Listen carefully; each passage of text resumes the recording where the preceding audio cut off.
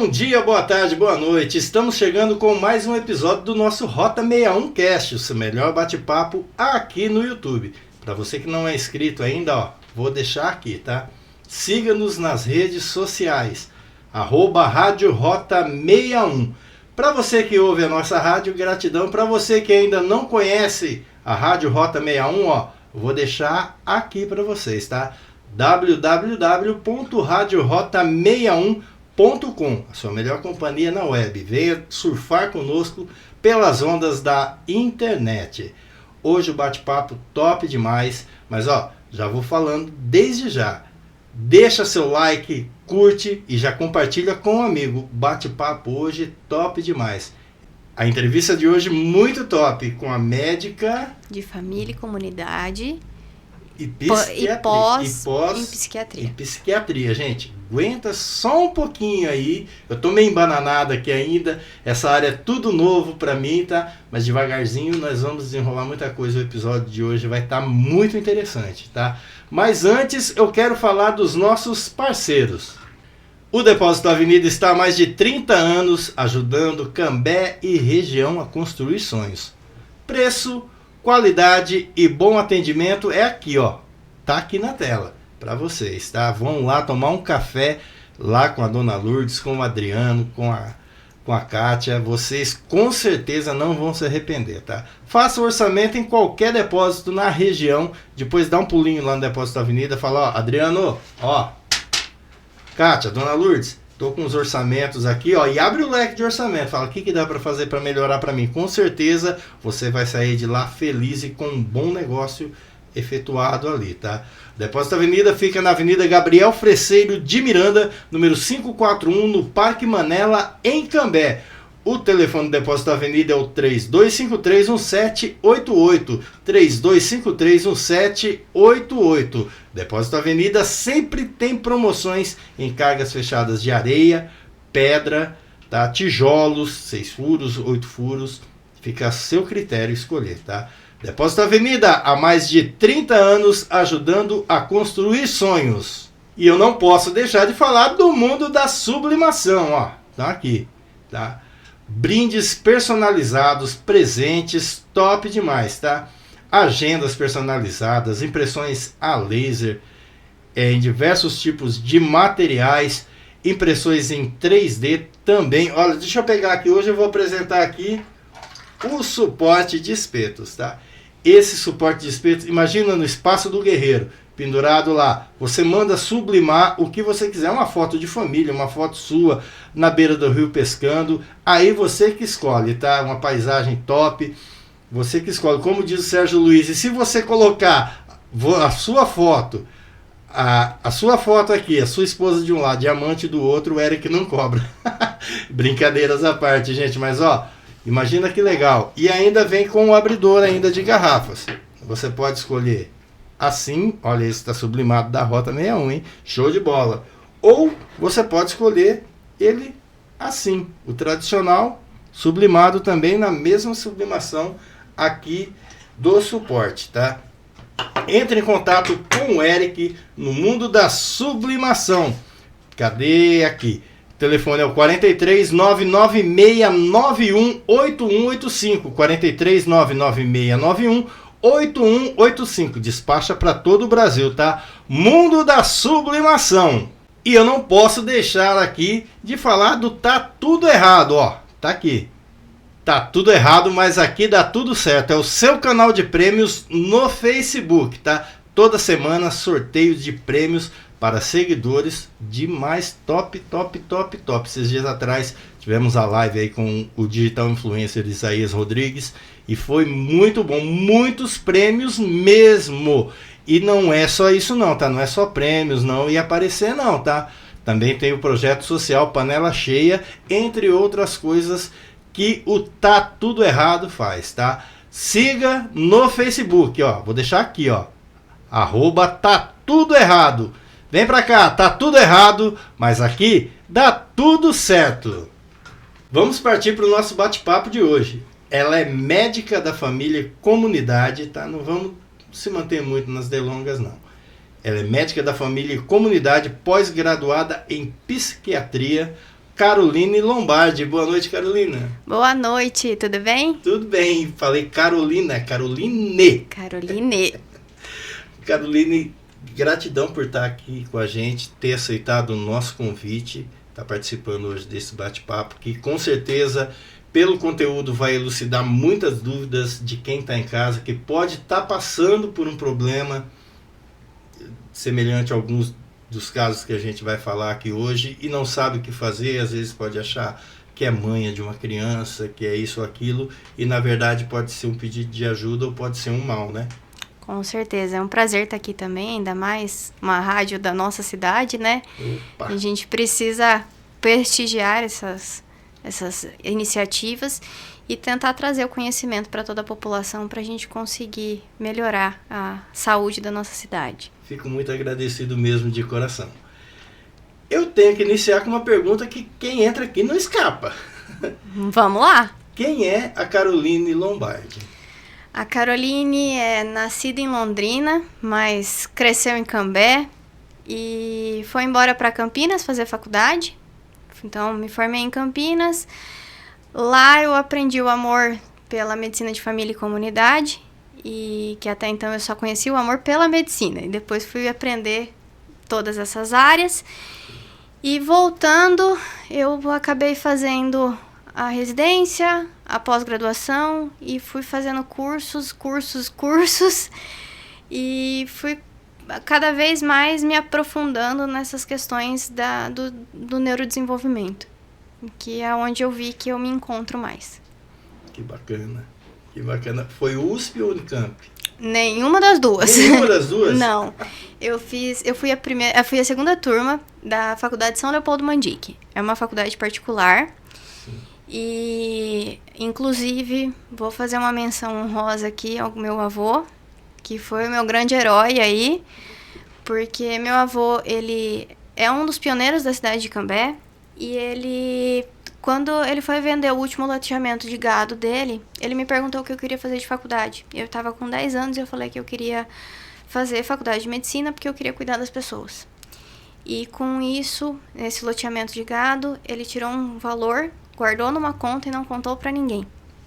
Aos 21, quando eu passei no vestibular, desesperada, porque você passou numa faculdade particular, como é que eu vou fazer pra pagar? Sim. Ele chega pra gente e fala, tá aqui o dinheiro pra pagar toda a faculdade da nossa menina. Então, hoje eu sou formada graças ao meu avô. Que presente.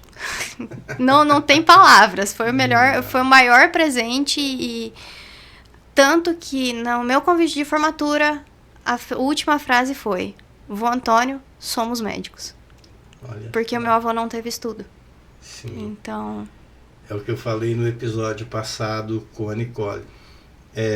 Por mais que os pais, a família antigamente, fizesse pela gente, eles davam o melhor que eles tinham de si.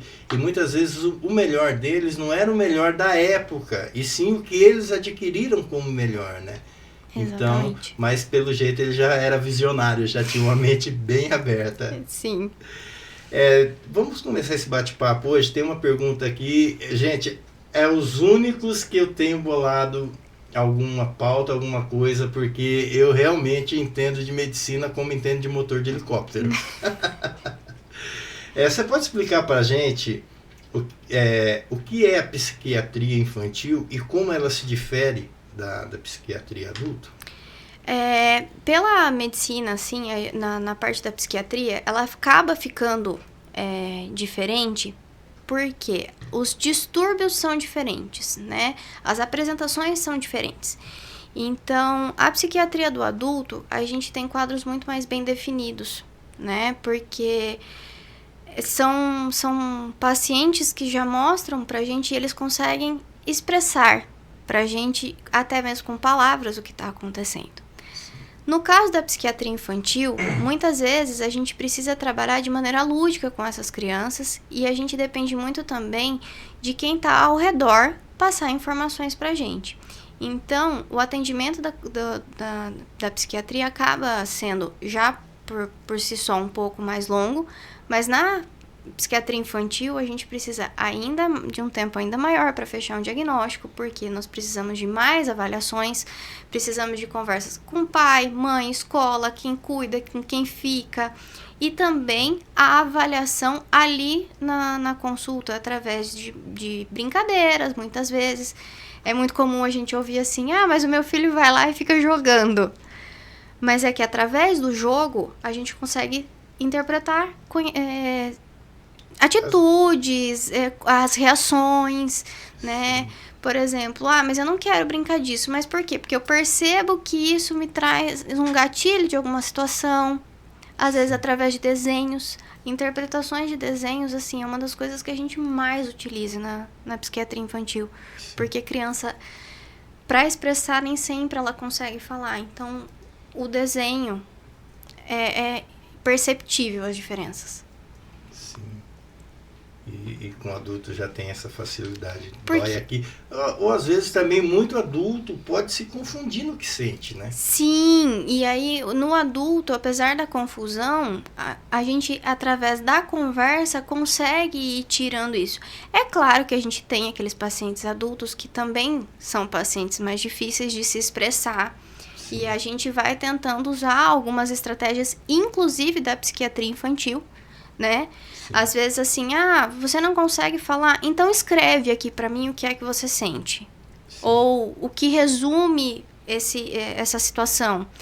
Pra gente conseguir ir bolando essas estratégias para conseguir fechar diagnósticos. Mas os diagnósticos no adulto acabam sendo mais fáceis por ter essa facilidade de expressão. Qual é a faixa etária que costuma começar nesse tratamento psiquiátrico?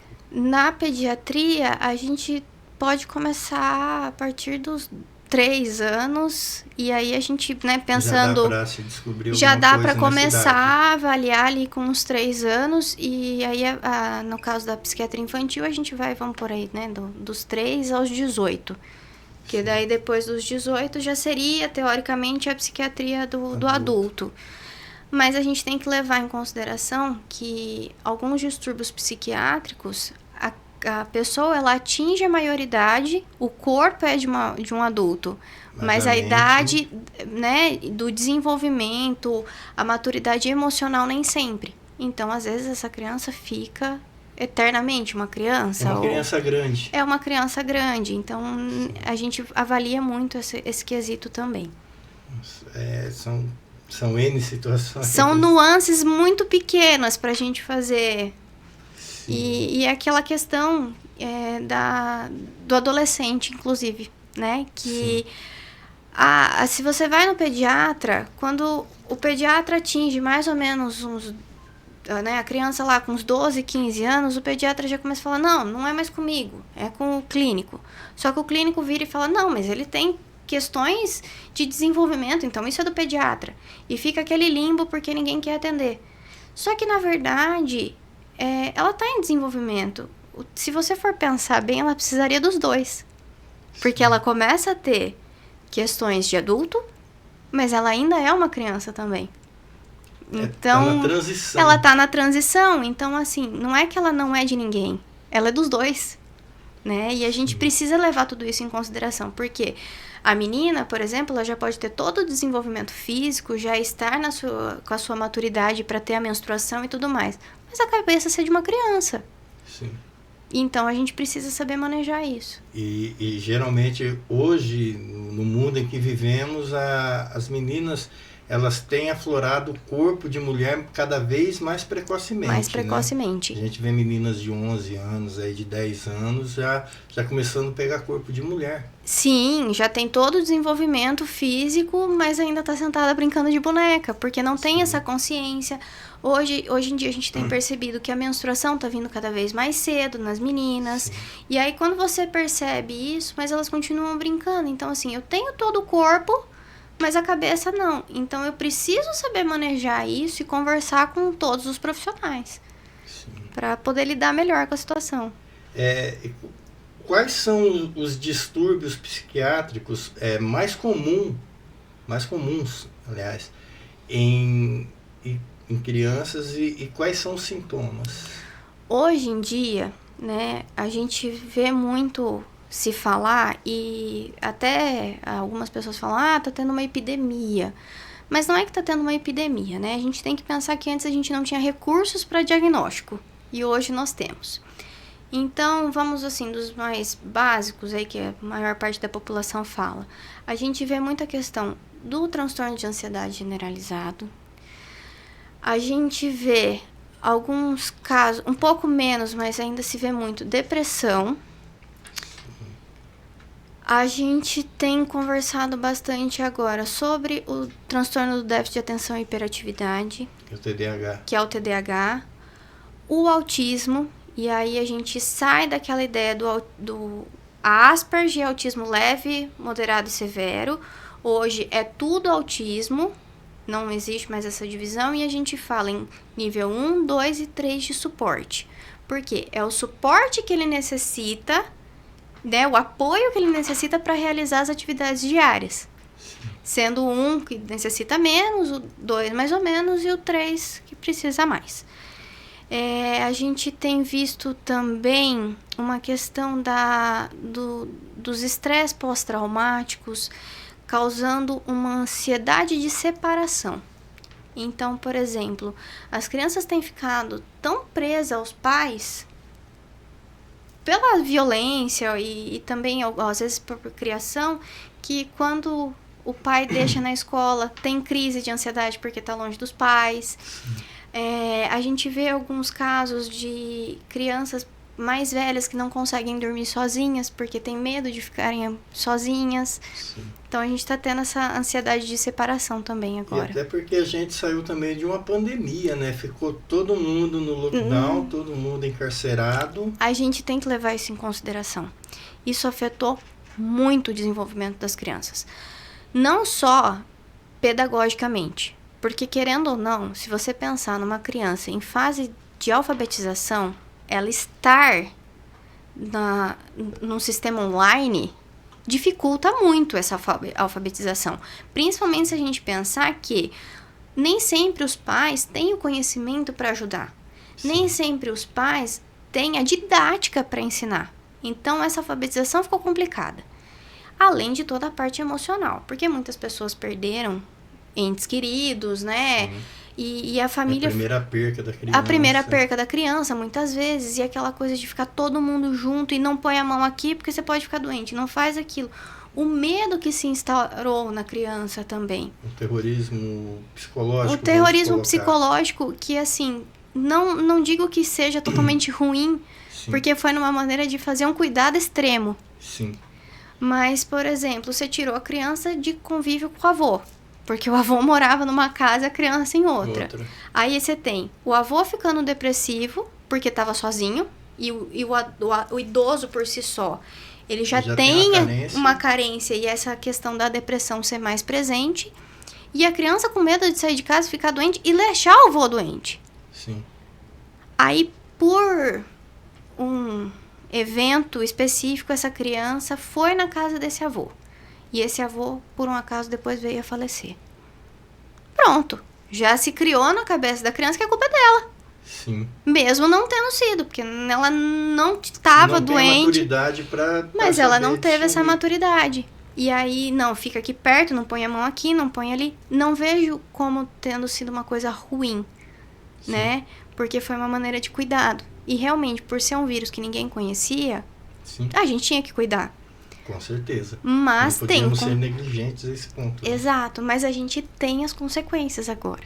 Sim. Desse cuidado extremo. Sim, e principalmente as crianças de séries iniciais, né? Primeiro, segundo, terceiro ano.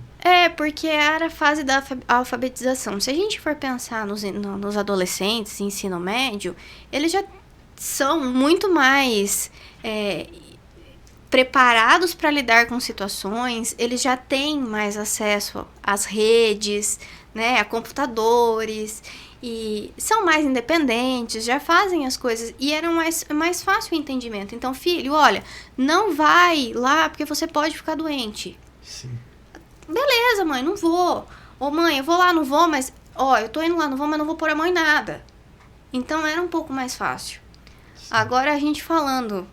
Em série inicial, alfabetização, o processo de entendimento, o amadurecimento emocional, né, psicoemocional aí, Sim. abalou completamente. Sim. Socialização.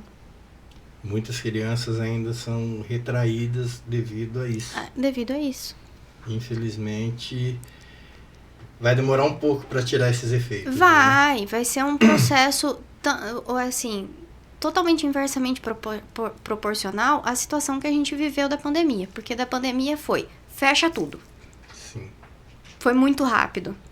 E agora, pra gente sair dessas consequências, é um processo lento. Porque a gente vai ter que ensinar essas pessoas a ressocializar, a conversar, a criar vínculos, a perder alguns medos. Tem alguns amigos meus ainda que já são adultos, já numa certa idade, e ainda mantêm distâncias ainda. Então é complicado.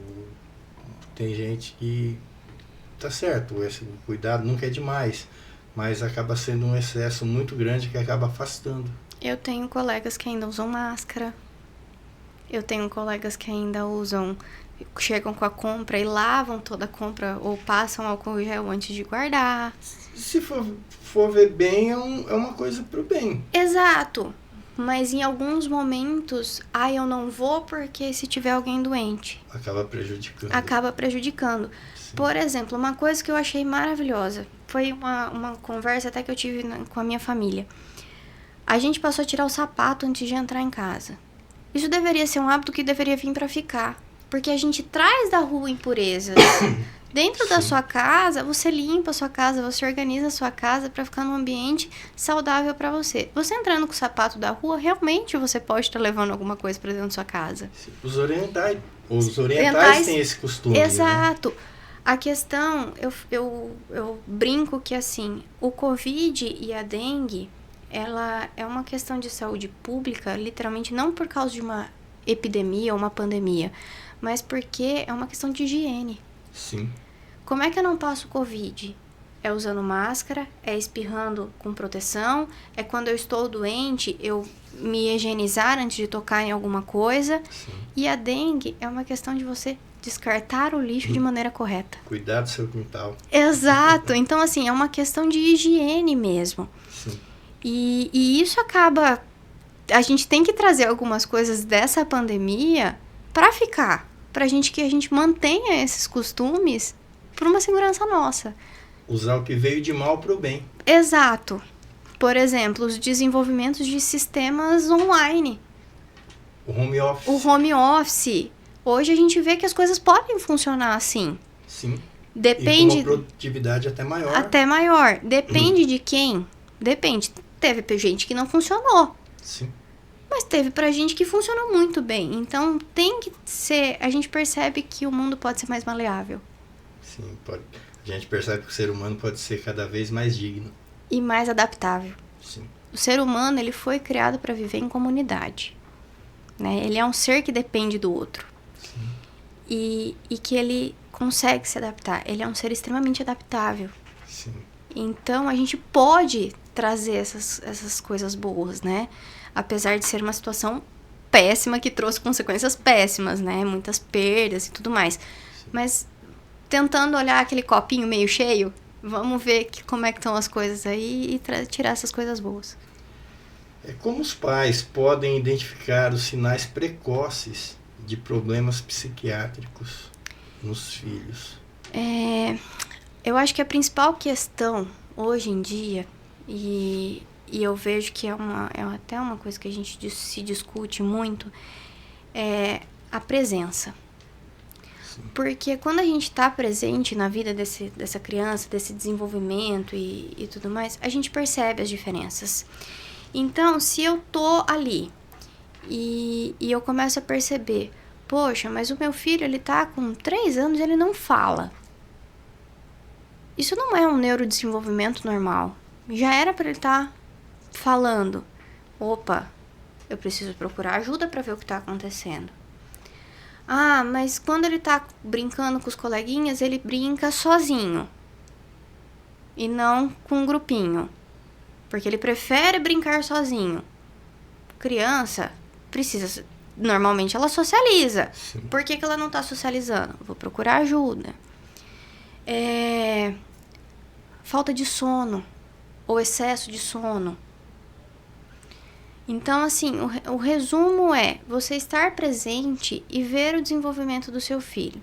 Se tá dentro, porque você faz o acompanhamento com o pediatra.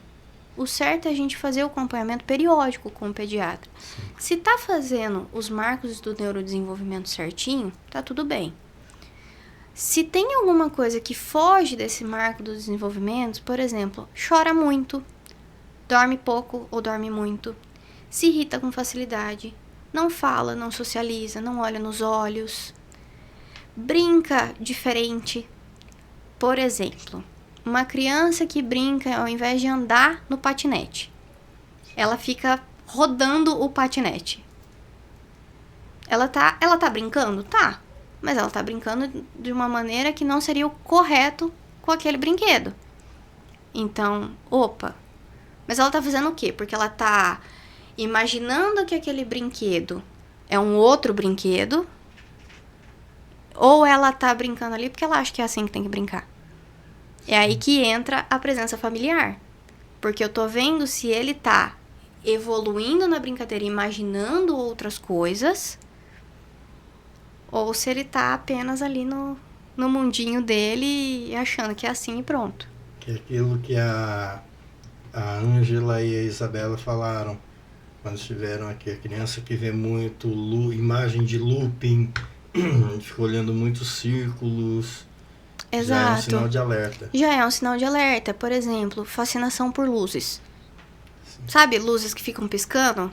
Sim. Aquela, tipo, luzes estroboscópicas. Que fica aquela coisa assim.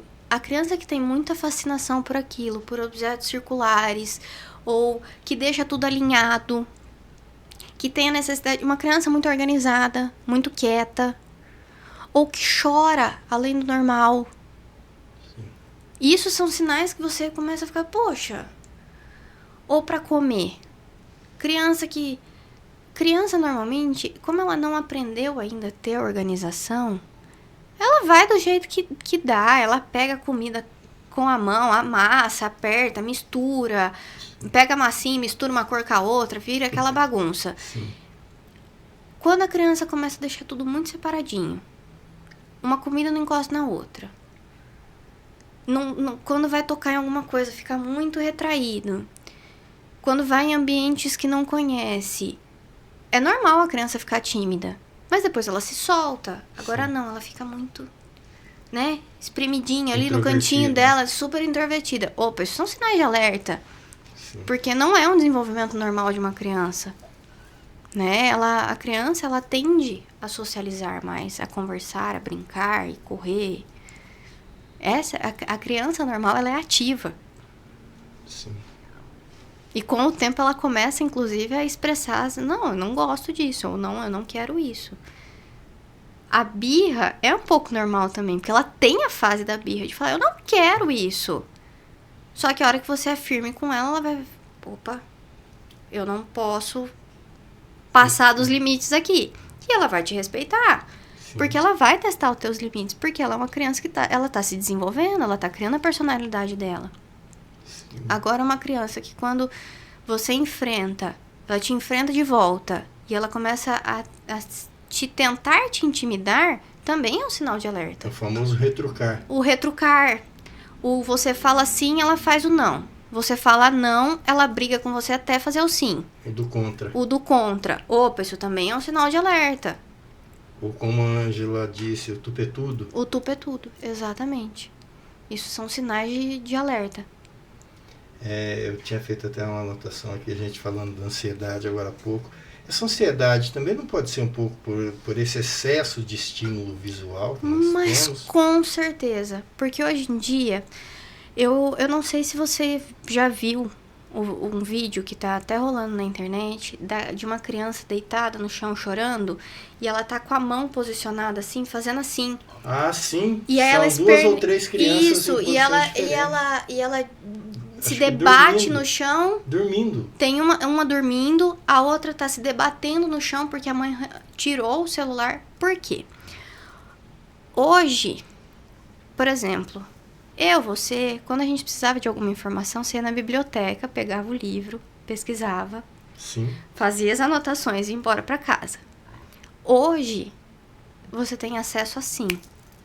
E sem contar que se você precisar de uma resenha, você não precisa ler um livro. Você vai no chat GPT, Você digita ali, resenha, livro tal, e ele vai te dar uma coisa que uma coisa... que nem um não- professor talvez te daria com tantos detalhes. Sim, Ela e faz que não um- é copiado de ninguém, não tem Não. plágio. Não tem plágio e ele faz um resumo assim. Existem professores maravilhosos que vão te dar um resumo extremamente completo. Sim. Só que essa resenha desse livro que vem do chat é algo assim absurdo. É algo absurdo. Sim. E aí o que acontece? Hoje você tem acesso à informação no estalar de dedos. Um clique, você tem uma informação. Só que ao mesmo tempo que você tem essa informação, você tem 1 milhão de outras informações. E é tudo muito rápido. Então, o que a gente percebe hoje? A ansiedade, ela tá se desenvolvendo ainda mais porque a criança não precisa esperar. E cada vez mais cedo. Né? É cada vez mais cedo e, assim, é aquela história de que parece que as crianças já nascem sabendo mexer. Porque... É o que a Mara disse, a escola acaba se tornando chata, porque se você tá no celular vendo alguma coisa, tá chato esse desenho, passa. Você passa, exato. E a professora não tem como você passar. Não, é aquela coisa. Por isso daquele vídeo das crianças estarem. E aí, ali, a escola se torna chata porque é uma coisa que ela precisa esperar. Sim. E o resto das informações ela não precisa. Ela simplesmente passa. Ah, eu tô vendo... E assim, o que a gente percebe? Por exemplo, rede social. Os vídeos precisam ser cada vez mais curtos. Porque senão não prende atenção. Sim. Antes a gente falava que a atenção de uma pessoa durava, dentro de um assunto, até 1 hora, 1 hora e meia. Tanto que as aulas elas eram ou de 50 minutos ou 2 aulas juntas. Depois Sim. disso, trocava. Por quê? Porque mais do que isso, a gente cansa realmente o cérebro. Fica maçante. Fica maçante.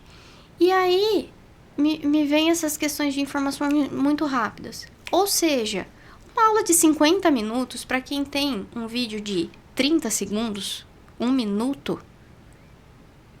o que é 50 minutos? É uma coisa assim extrema. Ele vai querer prestar atenção. Pode pegar no TikTok, no Kawaii, pode ver lá os vídeos. Os vídeos com mais visualização são os que tem 30, 40 segundos, 25 segundos. Passou de 1 minuto, Já as visualizações despencam. Despencam. Quanto mais rápido, mais visualização eu tenho, mais compartilhamento eu tenho, porque é rápido. Sim. Então, hoje a gente percebe que essa ansiedade também está relacionada a isso, a essa falta do limite do esperar. Porque se tem acesso muito rápido e muito fácil a tudo. Sim. Hoje eu vejo crianças no consultório que estavam falando para mim sobre Dark Web. Já estão no nível Elas já mais... estão acessando a Dark Web falando assim, eu entro lá e eu tenho acesso ao que eu quiser. E aí você fala, como assim? Mas você tem 10 anos. Ué, tia, é fácil. Aqui, ó, pega o meu computador e mostra. E eu fico... Sabe quando você Sem fica em choque? Sem medo. Sem medo. Enquanto a gente tinha medo de ver aquelas fitas dos Traços da Morte, que mostravam coisas, montagens de filmes que nem eram reais. Ou quando você ficava com medo do Linha Direta, né? Começava a tocar o Linha Direta, a musiquinha do Fantástico, qualquer coisa. Plantão da Globo. Oh, meu Deus, o que aconteceu? Você já entrava em desespero. Sim. E hoje eles têm acesso a qualquer coisa. E... assim. Na ponta dos dedos. É coisa assim de segundos. A internet é uma excelente ferramenta. É uma excelente ferramenta. O chat GPT quanto as outras inteligências artificiais são excelentes ferramentas. Mas são também uma faca de 2 gumes. Exato. Você tem uma facilidade extrema. Você pode, por exemplo, a gente tem aí, acho que uma das facilidades que a gente mais usa hoje é o GPS. Sim. Você já não precisa mais ficar com o mapa. 4 rodas. Guia 4 rodas que você abria ali e até... Ou pegar o aqui da cidade. Exato. Pintar com grifa-texto o caminho que você ia fazer. Sim. Porque ele te dá o caminho e ele te dá mostra... a melhor rota, te mostra aonde trânsito, não tem engarrafamento. Exato, ele te mostra chegar. tudo. Então, isso é muito legal. Só que o tempo que a gente fica exposto a isso... Mesmo nós adultos, Sim. Vamos pensar, eu por experiência, no tempo da faculdade, às vezes chegava o final de semana e eu ficava trancada em casa porque batia o cansaço. Sim. E eu falava, vou assistir um filme. E aí você assistia 2, 3 filmes, um seguido atrás do outro. Quando o telefone tocava, porque daí eu ficava literalmente sozinha, assistindo ali na frente de uma tela. Sim. Eu não tinha paciência pra ficar no telefone com os meus pais. 2, 3 minutos. 2, 3 minutos. Ah, então tá bom, tá. Mas como assim? Poxa, meus pais. Eu tava a 600 quilômetros de casa e eu não queria conversar com eles depois de uma semana exaustiva. Sim. E eu comecei a perceber isso. E daí eu comecei a controlar os meus horários também. E o meu relacionamento familiar melhorou absurdamente. Sim. É algo assim que você percebe que tem influência até no adulto. E ninguém leva isso em consideração. Sim. Qual a importância do desenvolvimento psiquiátrico adequado nos primeiros anos de vida das crianças? Quando a gente tem esse neuropsicodesenvolvimento, né, juntando tudo aí, ele é importante porque você vai estar formando a personalidade dessa criança, né? Então a gente tem a primeira infância em que a gente tem um cérebro extremamente com mais plasticidade absurda, então você consegue moldar isso até a formação da personalidade total lá na adolescência. E você ter esse desenvolvimento, você ter assim, impor limites e por situações que possam levar a esses traumas ou a esses excessos, você ter os apoios profissionais, porque você consegue evitar, por exemplo, você ter os distúrbios na fase adulta, né? Então, assim, hoje a gente fala que, por exemplo, na pediatria, a gente não tem os transtornos de personalidade, por exemplo, o bipolar. Né? Na pediatria é muito difícil a gente fechar esses tipos de diagnósticos, mas a gente tem os transtornos de conduta, porque a criança ela está em formação, então ela tem um transtorno de conduta, porque ela ainda pode ser corrigida. Sim. Então a gente pode evitar ter alguns casos de lá na frente. Lógico que vão ter aqueles pacientes, né, algumas crianças que vão desenvolver, apesar de todas as intervenções, e também sem intervenção. Pode ser que na fase adulta ela desenvolva algum distúrbio. Mas por que disso? Porque daí é uma questão conformacional, né? Ela já tinha uma predisposição e ela acabou desenvolvendo. Mas a gente tem recursos para tentar evitar isso. Por isso que é tão importante a gente ter presença, observar isso para interferir o quanto antes e evitar e dar uma condição de vida melhor para essa pessoa, né? Sim. E a genética? A genética tem alguma coisa a ver com esse tipo de distúrbio psiquiátrico ou é mito? E aí vem uma questão, assim, bastante polêmica, vamos dizer assim. A gente percebe que hoje existe uma predisposição genética. Então, eu tenho um caso que, assim, o neto, no caso, foi diagnosticado com autismo. E através do diagnóstico desse neto, a gente descobriu o pai, o avô e o bisavô. Nossa, todos... Todos um diagnóstico de TEA. O autismo adulto. No adulto. Por quê? Hoje, devido às ferramentas, a gente consegue diagnosticar melhor. Passaram a vida inteira sem ter o diagnóstico. Mas aí, quando essa criança foi para a escola e a criança foi observada e se percebeu isso, foi encaminhado para o neuro e foi diagnosticado. Só que aí foi justamente essa conversa na família. Mas eu também faço isso. Mas eu também faço isso. Eu também faço. E foi voltando. Aí você fala assim, não, mas pera lá. Então, assim, Tem uma carga genética? Tem. Mas não é 100% que vai ser genética. Sim. Se aumenta a chance quando você tem alguém da família. Mas não quer dizer que você vai ter. É tipo diabetes. Poxa, o avô é, a avó é, os pais são. Eu vou ser? Você tem grandes possibilidades de ser.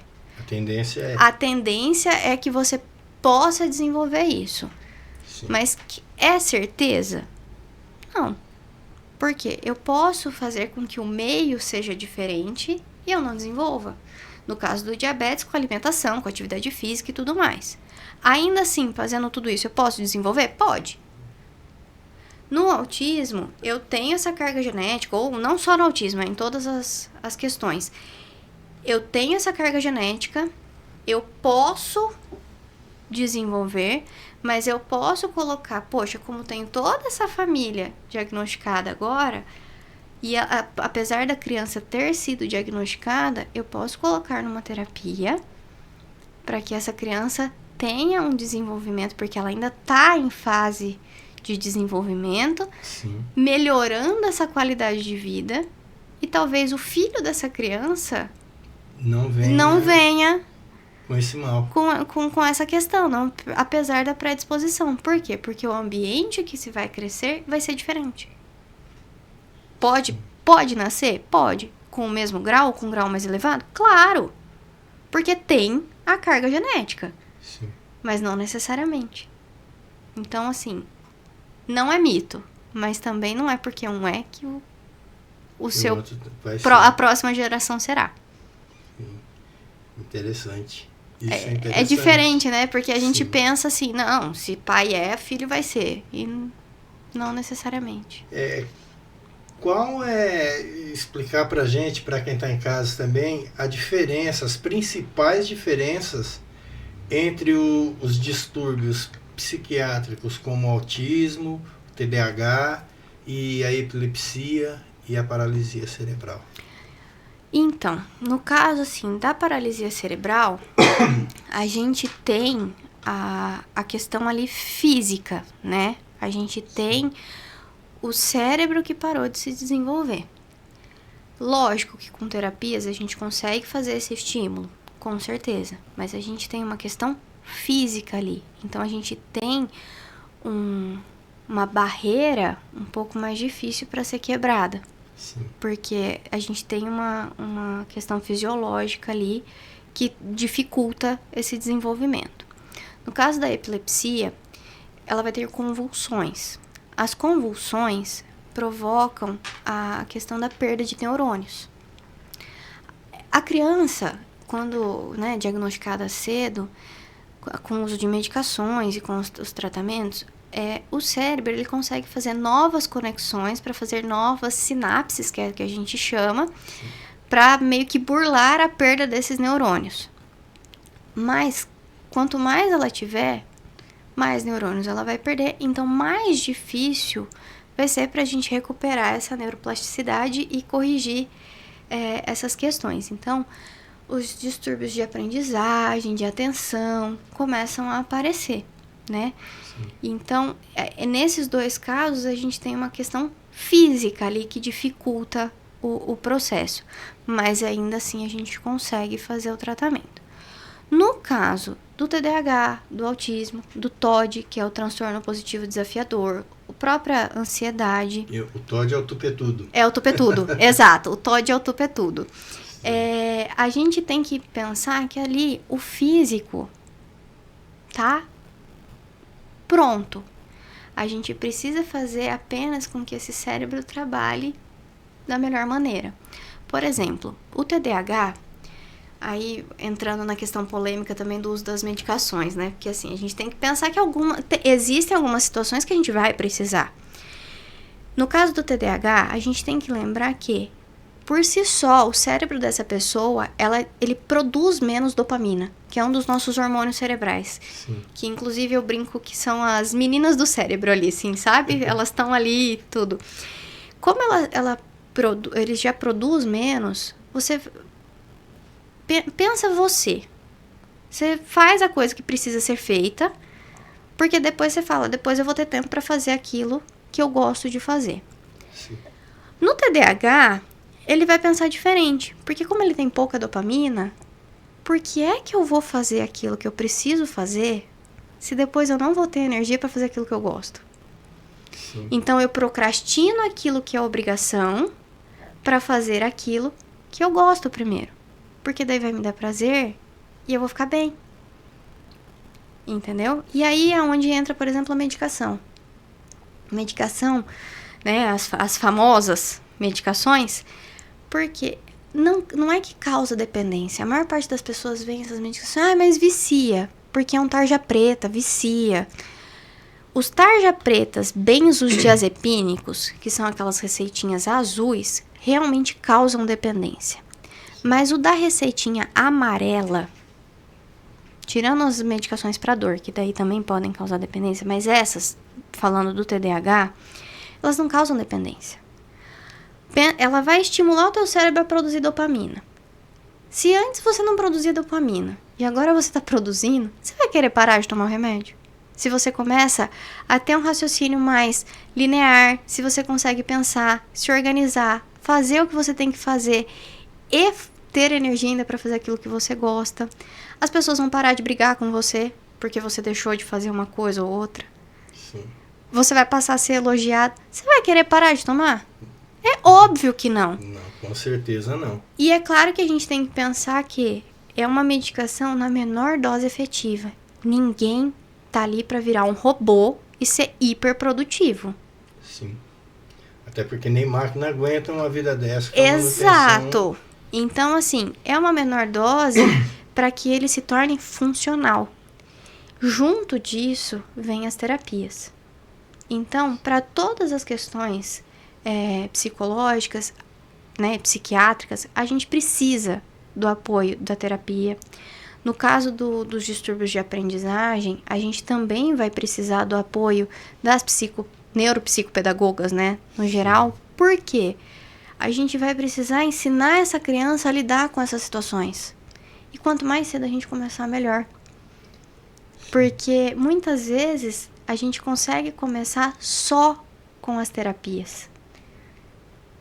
E aí, como tem a neuroplasticidade, muitas vezes a gente consegue adaptar esse cérebro e ele começa a criar estratégias para lidar com essas situações e a gente pode evitar a medicação. Em outros casos, não. A gente vai precisar da medicação independente da situação. Sim. E a hora que a gente introduz a medicação junto com a terapia, essa criança tem um boom na vida, né? E renascer. É um renascer, porque daí ela começa a se tornar funcional e ela começa a ficar feliz com aquilo. Então, a criança que antes não gostava de ir para a escola, fica ansiosa para ir para a escola. Por quê? Passa a gostar. Porque ela consegue prestar atenção, ela consegue entender o que está acontecendo. Sim. Ela consegue socializar. Porque acontece muito, por exemplo, o autista, ele acaba se isolando mais, né? Porque ele é o perfil dele. Mas o TDAH, acontece muito de ele querer socializar, mas ele não conseguir. Porque daí ele é tão agitado que às vezes numa brincadeira ele acaba machucando alguém. Ou às vezes ele fala tanta coisa que as pessoas se afastam porque, meu Deus, é muito agitado. Explode demais. Exato. E a hora que ele é medicado, ele faz a terapia, ele consegue controlar isso. E aí ele consegue conversar, conviver. Se socializa melhor. E aí ele quer ir para a escola, ele quer participar das atividades. Quer estar mais perto de pessoas. Exato. Então, é essencial. E eu vou fazer uma pergunta polêmica. Ai, meu Deus. Qual é a vista já que a gente está falando de medicação? Uhum. O THC? O uso do THC, né? É o CBD, na verdade. CBD, isso. O canabidiol, né? Isso, canabidiol. A gente tem... assim... Hoje, a gente já sabe que existe o sistema endocanabidiol no nosso organismo. Então, a gente tem um sistema que responde a cannabis, né? Sim. Hoje, existem algumas variantes, mas a cannabis mais estudada é a cannabis sativa. E a gente já tem algumas medicações no mercado. e além das associações que a gente tem que fazem a extração do óleo e tudo mais. Nessas associações, a gente tem que lembrar que essa extração do óleo ela não é 100% pura, então a gente tem um pouco do THC associado, né? Então a gente tem que levar isso em consideração também. São as porcentagens. São as porcentagens, 3%, exatamente.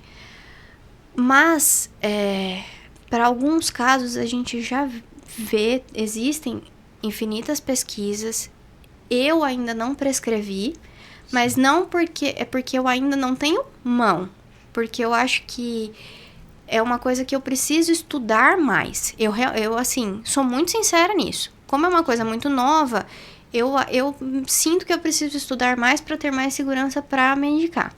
Mas eu tenho pacientes que estão comigo em acompanhamento junto com uma associação, e essas crianças que estão comigo e com essa associação, a gente conseguiu reduzir um pouco a dose da medicação.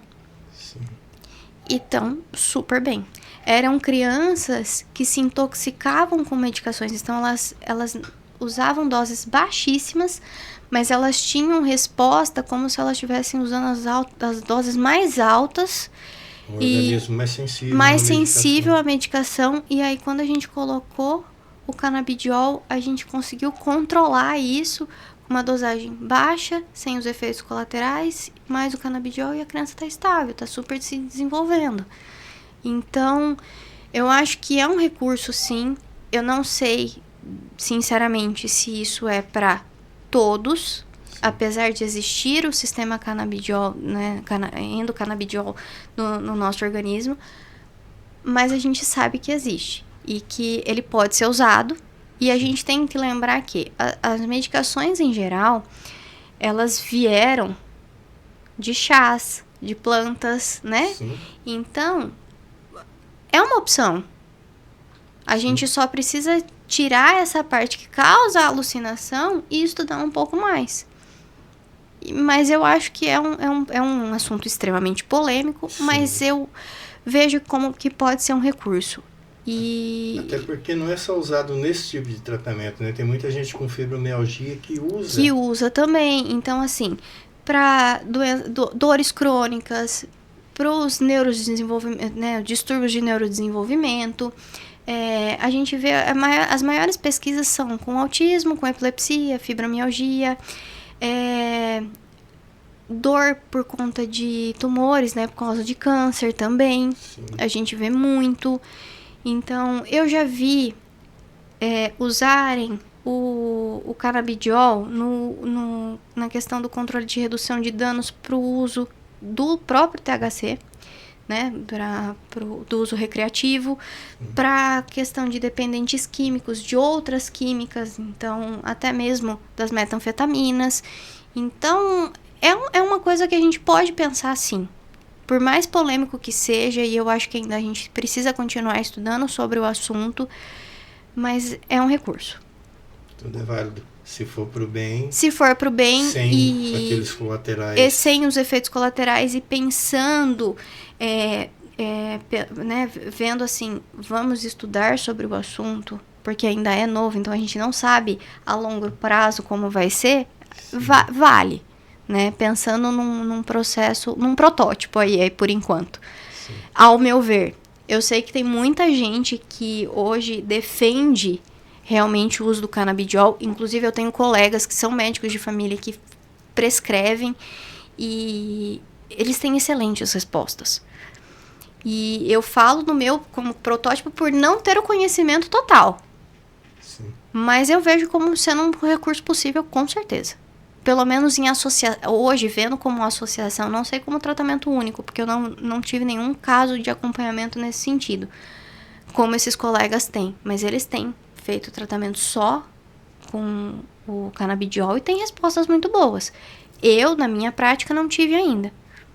Mas não posso falar nem sempre nem nunca, né? Porque sim, pode ser que no futuro, porque é uma coisa que eu comento que eu quero estudar. Porque sim, eu acho que é um recurso, sim.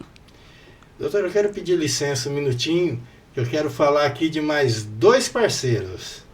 Eu quero falar da Panificadora Líder, ó. Tá aqui na tela para vocês, hein? O Produção, opa, falou da panificadora líder? Ó, escuta o cheiro, vocês que estão em casa. Obrigado, produção. Escuta o cheiro, ó. Isso é panificadora líder. Olha esse hamburgão. Olha aqui que coisa mais linda, ó. As esfirras. Gente, é show de bola demais, tá? Panificadora líder está há mais de 20 anos. Os convidados aqui, ó, se sirvam, fiquem à vontade. Aqui não tem enrolação não, aqui o negócio é na hora mesmo. A panificadora líder está há mais de 20 anos, pode servir. Atendendo em família para atender bem você e sua família, tá? O seu café da manhã é mais gostoso, o seu lanche da tarde é mais gostoso, os omeletes da panificadora líder são um caso à parte. Os lanches, então, o costelinha é o top de linha, tá? Hambúrguer artesanal de costela, num pão francês com cebola caramelada, gente, é show de bola demais, tá? Panificadora líder, também encomendas para doces, bolos, salgados, show de bola demais, tá? As meninas que trabalham lá, a Dona Alice faz um bolinho de carne com ovo que é sensacional. O café de lá, então, é um espetáculo à parte, tá? A panificadora líder fica na Avenida Gabriel Freseiro de Miranda, número 708, no Jardim Santo Amaro, em Cambé. O telefone da panificadora líder é o 43 3154 4260. 3154 4260. Panificadora líder há mais de 20 anos, atendendo em família para atender bem você e sua família. Um forte abraço aí, Juarez, Dona Alice, Gabriel e todos que laboram na panificadora líder.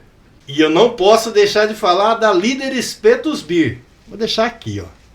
A Líder Espetos Beer é o seu novo point em Cambé e toda a região, tá? Os espetos, o tempero do menino é diferenciado. Panificadora líder e Líder Espetos Beer. Olha só, hein? Show de bola demais, tá? O tempero do Gustavo é diferenciado, gente. Vocês não têm noção. Já comeram espetinho de medalhão de mandioca com bacon? Não. É um espetáculo. É um espetáculo.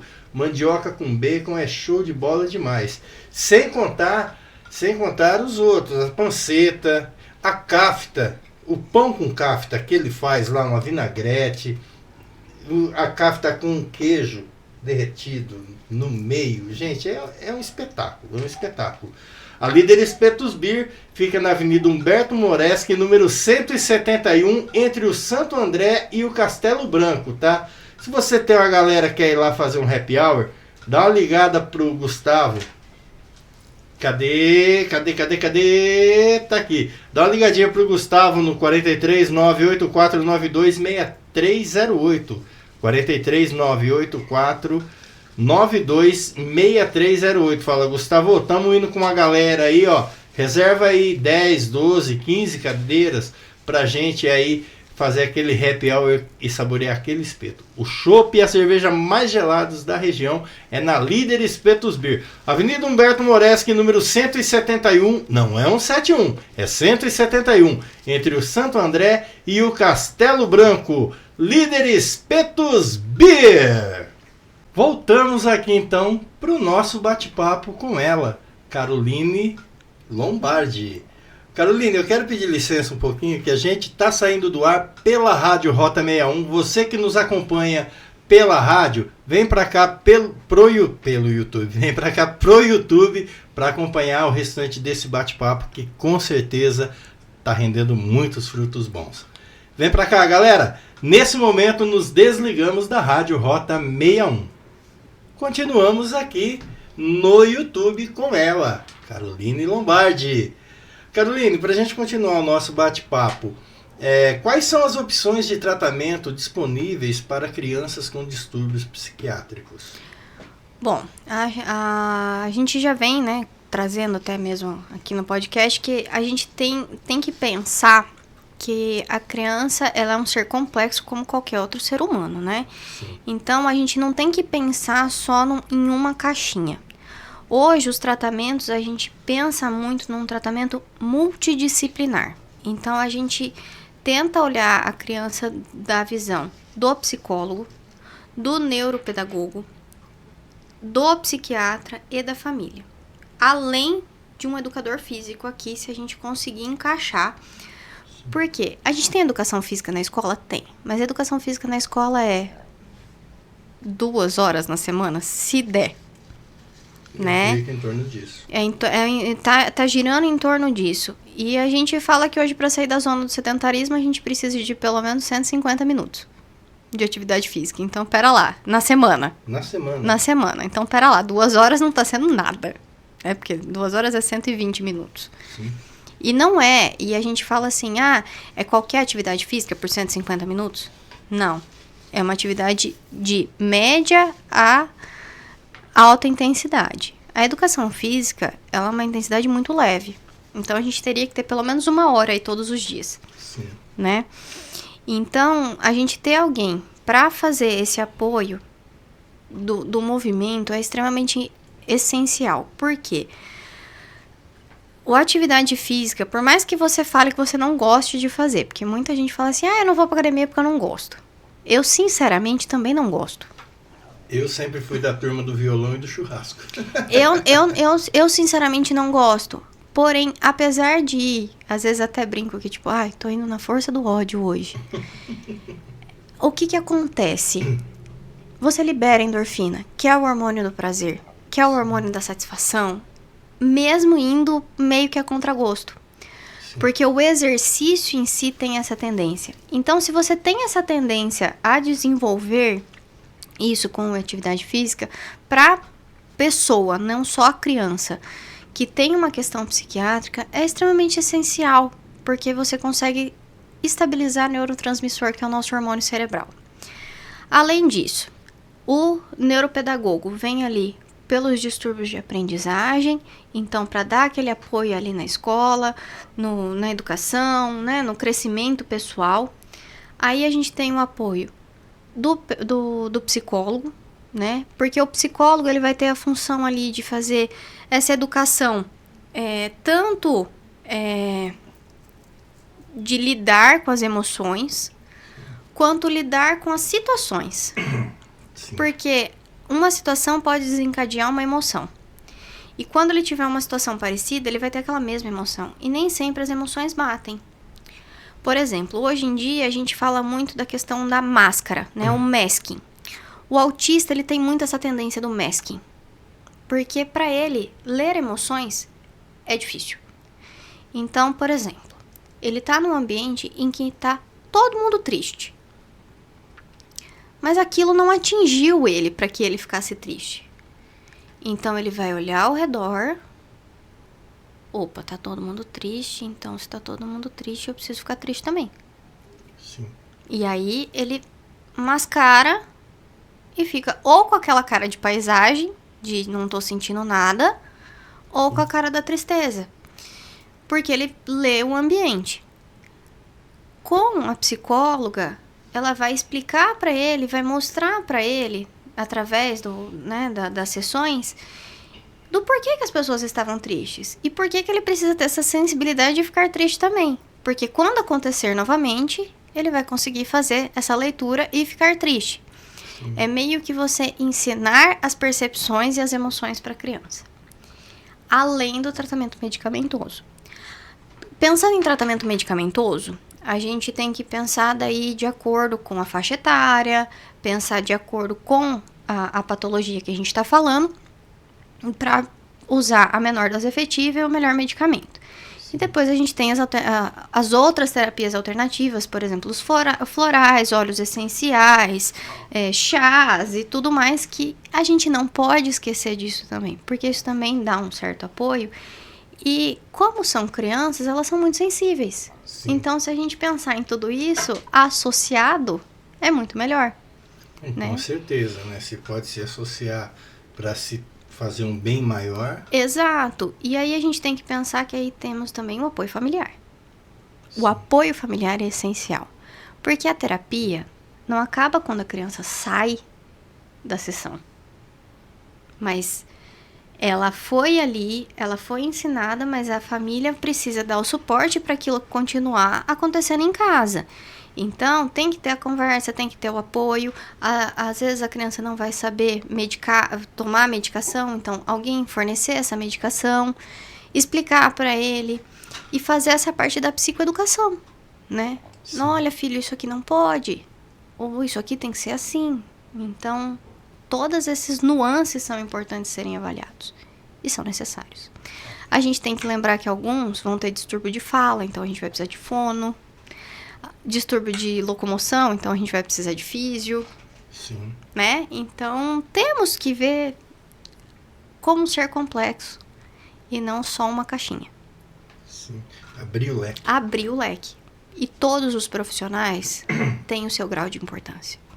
Isso vem de encontro com a próxima pergunta aqui. Como os psiquiatras infantis trabalham em equipe com outros profissionais de saúde para oferecer o melhor cuidado às crianças?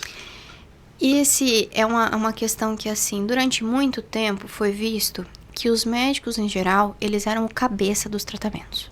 Sim. Né? Sempre houve aquela questão de que o médico aqui em cima e o restante da população aqui embaixo. Quase que um endeusamento dos médicos. E hoje em dia a gente tem tirado um pouco isso. Por quê? Todos os profissionais vão ter a sua importância. Sim. E a gente tem que pensar que afinidades acontecem. Mas apesar de todas essas importâncias. Como a gente tem essa questão das afinidades, pode ser que o principal vínculo desse tratamento não seja com o médico. Seja com o educador físico, seja com a psicóloga, seja com a fono. A gente não sabe. Às vezes com o dentista. Entendeu? Sim. E aí, se o principal vínculo foi com aquele profissional, eu vou ter que ter uma boa relação para que todo mundo se converse e consiga se orientar para dar o melhor cuidado. Então, esse cuidado centrado no médico tá caindo por terra. Sim. E a gente tá trazendo esse cuidado centrado na pessoa. Porque ali que tá o ponto principal. É a melhora daquela pessoa. Então, todos os profissionais ao redor têm o seu grau de importância e precisam trabalhar em conjunto para a melhora daquele indivíduo. Como disse a Ângela, falar todos a mesma linguagem. A mesma linguagem. Então, precisa ter um bom relacionamento. Precisa haver uma troca. Às vezes, hoje aí, falando da tecnologia de novo, a gente tem a facilidade que a gente não precisa se reunir fisicamente para fazer essa troca. Você Sim. cria um grupo no WhatsApp para falar sobre aquele paciente. Você manda um áudio pro teu colega. Viu, fui fulano hoje e ele tava assim, e tava apresentando isso, aconteceu aquilo e tal. O outro fala, não, mas ele veio comigo semana passada e ele já tava assim. Opa, então pera lá. Se um dia antes ele não tava, daí ele foi, né, um dia antes desse primeiro profissional, ele tava bem. Aí ele foi com aquele segundo profissional, tava estranho. E essa semana ele continua. O que aconteceu naquele dia para ele estar nesse estado hoje? Porque tem profissional que vai ver um dia sim, um dia não. Tem profissional que vai ver uma vez na semana. Tem aquele que vai ver uma vez por mês. Então, a gente precisa ter esses contatos. E ter um bom relacionamento também. Falar a mesma língua para não virar Torre de Babel e cada um por si e Deus contra todos. Exatamente. Quais são os desafios enfrentados pelos pais? Que a gente tá falando muito mas pelos pais de crianças com distúrbios. Hoje, a gente tem, assim, as principais situações ali. Primeiro, é a aceitação do distúrbio. Sim. Porque, óbvio que a gente não vai querer aceitar que o nosso filho tem alguma coisa. Sim. Né? Porque as pessoas, quando elas né, passam pelo período da gestação, elas vão tentar desejar, vão planejar, vão sonhar, idealizar várias coisas. Então, acho que a palavra é essa, é o idealizar várias situações, né? E aí, quando você passa por uma situação que vai de encontro àquilo, cai tudo por terra. E daí você fala, como? Então, no primeiro momento vem essa questão da aceitação. Depois da aceitação, a gente vem para outro ponto, que é a culpabilização. Os pais se culpam muito. Porque a culpa foi minha, porque eu descobri a gestação muito tarde. Porque a culpa foi minha, porque naquele dia, em 1900 e não sei quanto, eu fiquei muito estressada. E aí, depois disso que eu descobri que eu tava grávida, Entendeu? Vem essa culpabilização, porque, eu fui num lugar que tinha um som alto, porque eu comi não sei o quê. Porque... Acontece assim, tudo, a culpa é minha.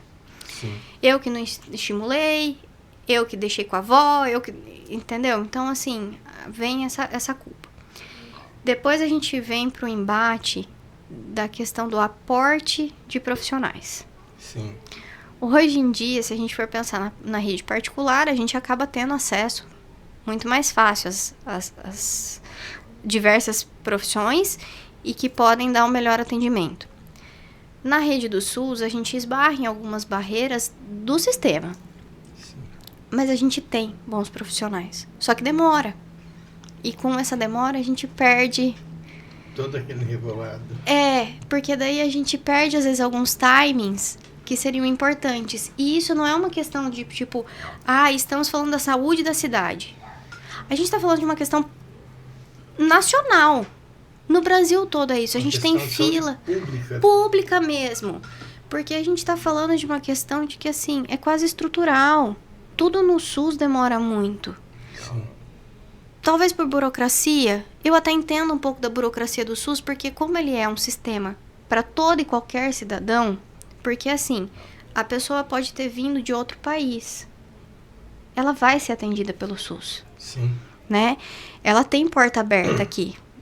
Um turista vai ser atendido pelo SUS. Sim. Como um cidadão brasileiro, porque saúde é um direito de todos e dever do Estado. Tá na nossa Constituição. Então, pensando por esse lado, a gente precisa colocar algumas burocracias para que isso não se perca a mão e vire terra de ninguém. Só que, por outro lado, essas burocracias também acabam, às vezes, atrapalhando um pouco esses processos, esses timings. Então, algumas vezes, há essa quebra do tratamento. Então, há essa barreira também. Para as famílias que são mais abastadas, a gente tem um pouco mais de facilidade, porque a gente consegue ter um acesso... a gente consegue ter acessos aos profissionais de uma maneira mais rápida. Porque daí, assim, eu vou em ele fala, tem que ir em tal. Eu simplesmente vou lá. Eu não preciso passar pela burocracia de ser encaminhado. Sim. Entendeu? Sim. Doutora, como a pesquisa e a tecnologia estão avançando no campo da psiquiatria infantil? Pensando, assim, que a gente tem, né, no cenário mundial, ela está avançando muito. Porque, como eu dei aquele exemplo agora há pouco, na questão de... As crianças estão sendo diagnosticadas porque a gente tem mais recursos. E, consequentemente, está havendo um aumento dos diagnósticos porque a gente está tendo esses diagnósticos tardios. Sim. De pessoas que passaram a vida inteira sem diagnósticos e agora estão se encaixando nas caixinhas. Que na antes verdade, então, está se mostrando mais. Não é que é como se diz, o mundo hoje está pior, não. Os meios de comunicações não eram tão eficientes. Exato. Como hoje. Antes, por exemplo, a gente falava assim, mas né, a gente às vezes ouve o vô e a avó falando, porque antes não tinha essas doenças. Só que o tio faleceu de hemorragia gástrica porque bebia escondido por causa de uma separação que ele não superou. A avó ficou depressiva na cama por causa que ela teve um cárcere privado. O outro cometeu suicídio, entendeu? Porque não se falava sobre isso. Então, hoje, pelo acesso à informação, pelas pesquisas, a gente consegue ter um aumento de diagnósticos, mas por quê? Está sendo falado sobre o assunto. Até porque se procura mais saber sobre isso, né? A pessoa que está passando por aquilo... Exato. Por exemplo, antes, a pessoa com TDAH era só a criança agitada. Nossa, aquela criança que não para quieta. É o bagunceiro. Ligado no 220. É o ligado no 220. É o chato. O autista, Ah lá, criança isolada. Quer se achar adulto. É muito introvertido. É muito introvertido. Larga lá no canto, é o esquisito. O Todd é o tupetudo, é o que não tem limite. É porque pai e mãe... Te pego na saída. É o que te pega na saída porque o pai e a mãe não põem limite. Hoje não. Como hoje a gente tem escalas, a gente tem recursos para fazer essas avaliações, a gente percebe que a situação é diferente. Tem um diagnóstico, tem um porquê. E é muito interessante como os pacientes falam, depois que você fala do diagnóstico, que eles, principalmente os maiores, né? As crianças nem tanto, mas daí os pais relatam. Tirou um peso de mim, porque eu me encaixei numa caixinha. Eu não sou só o esquisito. Sim. Porque isso é um relato, assim, geral. Tira um fardo. Tira o fardo do tipo, poxa, até então eu era o esquisito chato. Agora eu tô numa caixinha e existem outras pessoas como eu. Sim. Então, tá tudo bem, eu só sou diferente. E hoje também a gente tem algumas coisas, por isso que eu falo que a mídia é uma faca de dois gumes, né? Porque a gente tem um seriado muito bom, eu gosto muito, que é o Good Doctor, Dr. Murphy. Um autista altamente produtivo. Exatamente. Isso é uma coisa que a gente tem aí, justamente, faca de dois gumes. Autistas, em geral, eles são totalmente funcionais. Sim. Mas o que tá se acostumado a pensar no autista? Ou é aquela criança que não fala, só grita e que fica fazendo os movimentos estereotipados, que a maior parte das vezes é balançar pra frente e pra trás, pôr a mão nos ouvidos. Ou é aquela visão que é aquela pessoa que tem altas habilidades. Então, o cara é extremamente inteligente em tudo. Mas isso são os extremos. Só que a gente tem que lembrar que o autista hoje, a gente tá falando do TEA, transtorno do espectro autista. Não é extremos. A gente tem uma linha aí no meio de situações que podem existir. Então, a gente tem... Quantas pessoas hoje em dia, se a gente procurar na internet... que artistas falando sobre o diagnóstico que tiveram depois de adulto, ou pessoas que trabalham com a gente mesmo, que a gente começa a ver algumas características e falam, ué, parece que tem, e depois acaba recebendo esse diagnóstico mesmo, né? Então, hoje não é que houve um aumento, mas como temos as informações e a gente tem as escalas, a gente consegue ter. Então, a pesquisa, ela tá crescendo absurdamente nesse quesito. Porque a gente tá vendo que é a base de toda a saúde. Sim. Isso é o que vem a trazer essa modernidade, os benefícios. Exato. Assim como temos os malefícios. Assim como o remédio se torna um veneno, se tomado da maneira errada e na dosagem errada, as mídias também. As mídias, as escalas. Porque daí a gente tem que pensar que às vezes a gente fica tão bitolado, tão preso numa situação, que daí parece que tudo se torna aquilo. Então, é literalmente você conseguir dosar e palpar as situações, né? Ver aonde realmente se encaixa aquilo. Um exemplo para o pessoal que está em casa, que me veio aqui agora, seria um cálice de vinho por dia, é excelente para o coração. 1 litro. Exato. Ou, por exemplo, não é toda criança que é agitada que tem TDAH. Sim. Porque criança por si só, ela é agitada. Sim. Mas a gente precisa ver todas as outras questões ao redor. A criança pode ser tímida, introvertida, e nem por isso ela tem o espectro do TEA. Por isso que se faz anamnese com toda a família. Por isso que se conversa com a família, se conversa com a escola, porque eu preciso ver em todos os ambientes. Porque uma criança que é introvertida, ela vai ser introvertida em todas as situações. Uma criança que é agitada, ela vai ser em todas as situações. Mas uma criança com TDAH, além dela ser agitada, ela vai ter dificuldade de socialização, ela vai ter dificuldade de aprendizado. Então, isso não vai ser só em casa. Sim. Vai ser em todos os ambientes. E, por exemplo, a criança que ela é agitada em casa, mas na escola ela é quieta. Também não é muito normal isso. Acaba sendo esquisito. Uma bipolaridade que a criança não tem. É uma bipolaridade? Não, pera lá. tem alguma coisa que ou está inibindo essa criança na escola e torna ela quieta demais, ou alguma coisa está acontecendo em casa que está deixando ela agitada demais. Sim. Então, por isso dessa necessidade de saber como é as ações em vários ambientes, em vários locais e com várias pessoas. Com quem fica, com quem dorme, com quem passeia. Pra gente ter essa... Legal. Legal, gente. Eu falei, é muita informação boa. Você que está chegando agora no episódio, assim que terminar, volta no início e vem acompanhando com a gente até esse momento, porque muito bom mesmo.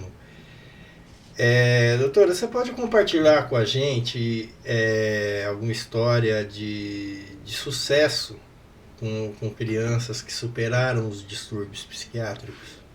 Eu tenho, assim, é difícil pensar em um caso só, porque para mim é uma questão que todos os casos marcam de alguma maneira. Então, eu tenho um caso de uma paciente que foi diagnosticada com TEA já na adolescência, quase fase adulta. E ela falou que no primeiro momento, quando ela recebeu o diagnóstico, ela é uma paciente que morava com os pais no sítio. E aí ela saiu da casa dos pais do sítio e veio para casa da tia, para morar com a tia, para poder ter uma educação melhor. Porque ela quer fazer faculdade e tudo mais. Morando com a tia começou a perceber algumas coisas que não se percebiam na família. E a escola também, algumas dificuldades maiores, mas ficou aquela. É porque era da educação ou... E a gente foi fazer a avaliação. E quando eu comecei a conversar com ela sobre o autismo, né, fazer as avaliações do autismo e tudo mais... Ela parecia assim, o olhinho dela foi brilhando conforme eu fui perguntando e ela foi respondendo, porque parecia que eu estava entendendo ela. Quando eu fechei o diagnóstico, no primeiro momento ela arregalou o olho, ficou meio assustada e falou assim, e agora? Eu falei, e agora? Você vai continuar a sua vida normal, mas você tem um diagnóstico, então se tiver necessidade a gente pode colocar professor de apoio e tudo mais. Ela deu uma respirada ali, né, ficou meio assim, foi embora pra casa. Continuou acompanhando com a psicóloga, uma semana, duas. Na terceira semana, ela me encontrou no corredor, enquanto eu tava saindo de uma consulta pra outra e ela tava saindo da psicóloga. Ela veio correndo e me deu um abraço. Aí eu, nossa, o que aconteceu dela? Eu vim te agradecer. Porque primeiro eu assustei. Só que agora eu tô tão leve porque eu me entendi. E eu já comecei a estudar sobre isso, e eu vi que eu posso fazer aquilo, que eu tenho isso, que nananana. E começou a falar com tanta leveza do diagnóstico, e começou a se entender. Ela falou, eu consegui me entender. Enquanto alguns têm como uma sentença A maior... perpétua, Exato. outros já falam, não, já que eu tenho, vou ter que aprender a lidar. Vou ter que aprender a lidar.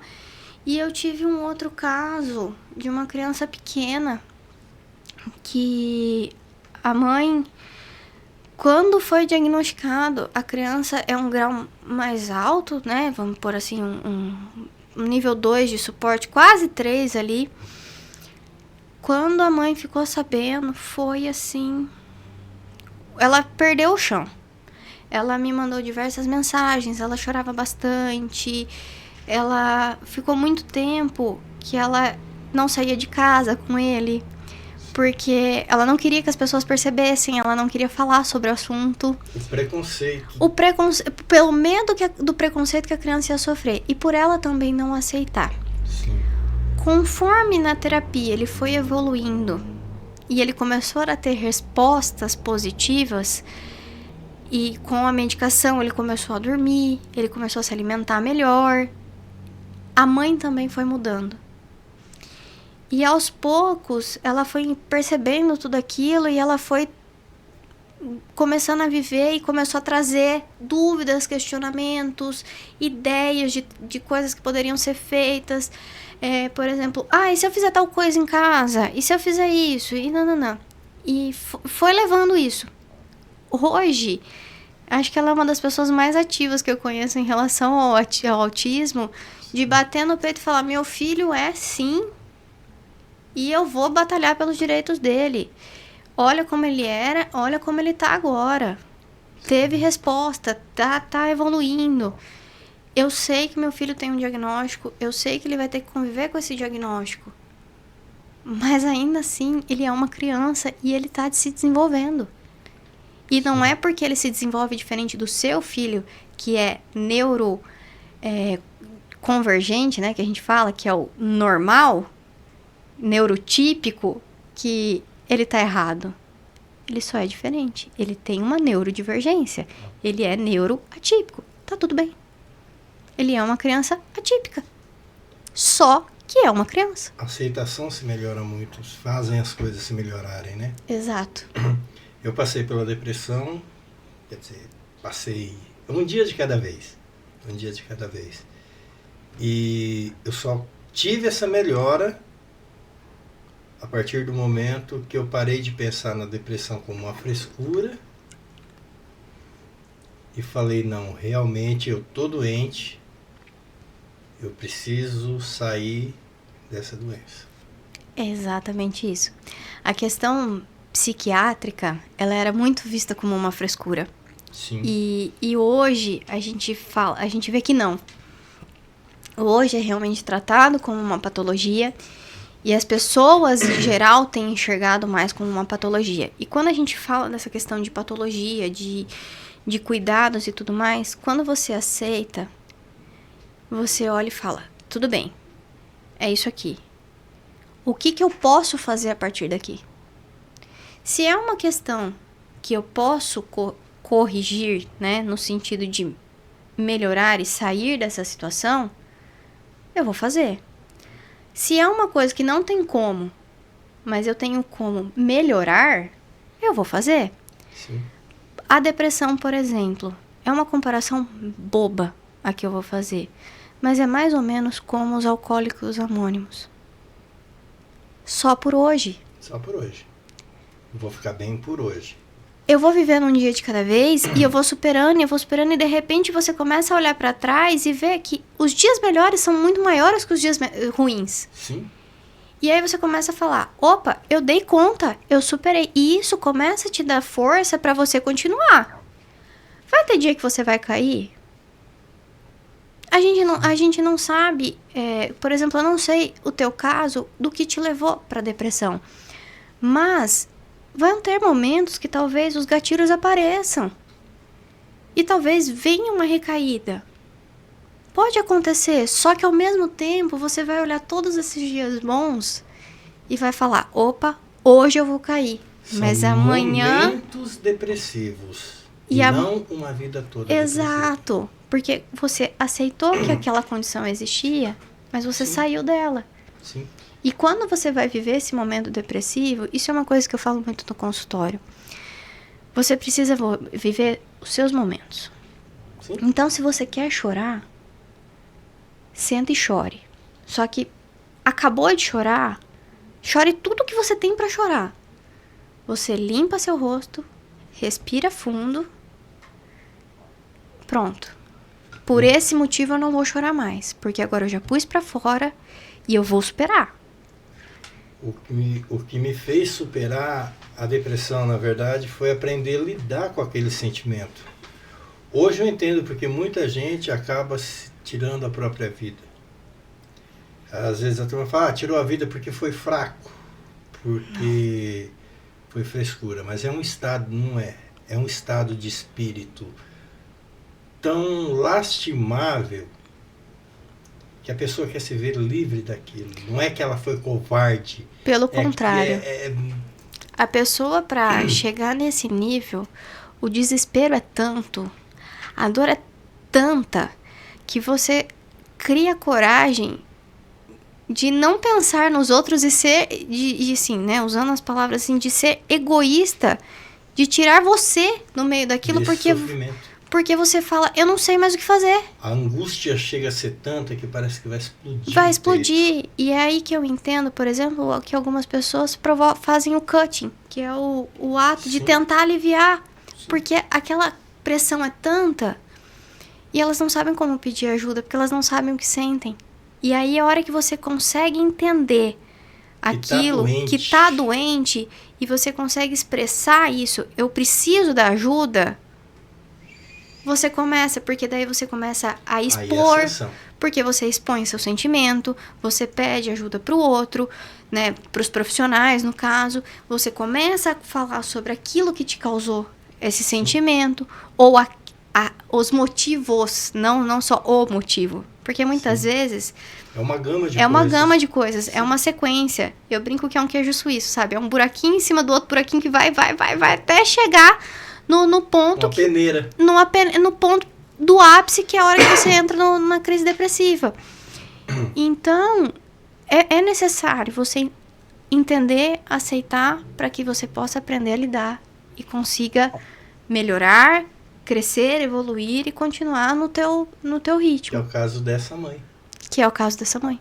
Pra Só mim se foi... melhora no momento que se tem aceitação. Ela me manda mensagens, às vezes, hoje assim, ai, doutora, você é demais porque você conseguiu abrir meus olhos. Eu falei, não, eu não abri teus olhos. Você abriu os seus olhos. Porque você foi atrás. Você quis. Eu tava aqui como coadjuvante para te apoiar.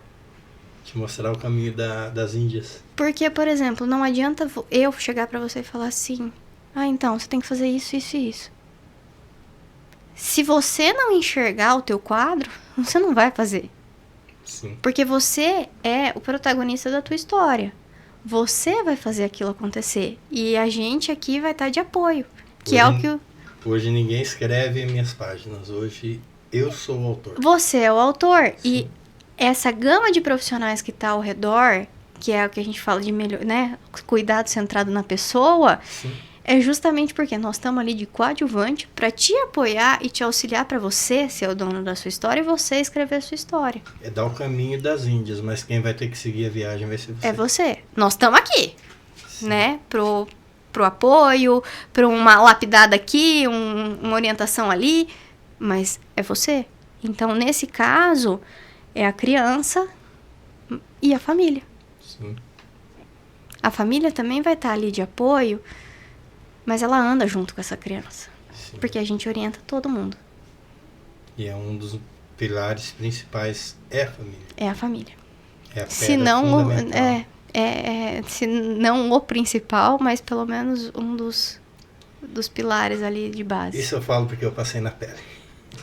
E acontece, e assim, a gente acaba ouvindo histórias, as pessoas vão compartilhando. Por exemplo, essa mãe, ela também passou por situações na infância que deixaram ela machucada e ela escondeu tudo aquilo porque eu não tenho tempo para ficar doente, porque eu preciso fazer isso, porque eu preciso fazer aquilo. Quando veio o diagnóstico do filho, ela desabou. Mas ela não desabou só pelo diagnóstico, mas por toda essa história por trás. E ela também precisou de ajuda, ela também precisou de apoio. Né? A gente tem que lembrar disso, que todo ser humano ele tem alguma marca. Tem cicatrizes. E algumas já curadas e só a marca, outras que estão abertas, são feridas abertas. Algumas e aí? Algumas que já fizeram até plástica, que nem a marca já tem mais. Mas já tem. Que daí, assim, é onde entra a terapia. Sim. Que é o ressignificar. A gente hoje em dia se fala muito da resiliência. Eu falo que a terapia ajuda muito nesse processo da resiliência, porque você ressignifica aquela situação. Sim. E começa a olhar o copinho meio cheio. Para que você possa seguir. Isso é essencial. Falei para vocês que esse papo ia render muito. Doutora, quais são os recursos e organizações que você pode estar indicando para os pais que precisam do apoio para aprender a lidar com seus filhos que têm esses tipos de... Porque até então agora a gente entrou nesse assunto do apoiar, como a senhora acabou de dizer, de apoiar quem está dando apoio. Porque também vai se desgastando, né? Sim, uma coisa que eu costumo frisar muito no consultório é que o cuidador ele também precisa de cuidados. Por que o cuidador ele vai precisar de cuidados? Porque ele cansa. Viver aquela pressão o tempo todo também é cansativo. Então, hoje em dia, a gente orienta, assim, famílias a procurar apoios terapêuticos. Algumas cidades, por exemplo, a gente tem aqui na nossa cidade grupos, eu não vou lembrar o nome do grupo, sinceramente, mas porque ele é muito recente, mas a gente tem um grupo, por exemplo, de responsáveis de autistas. Eles se reúnem para compartilhar suas experiências e fazer essa troca para se ter apoios e trocar informações e ideias do tipo, vamos fazer isso aqui, olha, eu tentei isso em casa e funcionou. Então, assim, conversar sobre o assunto com outras pessoas que têm essa vivência. A outra opção, né, além disso, procurar apoio profissional.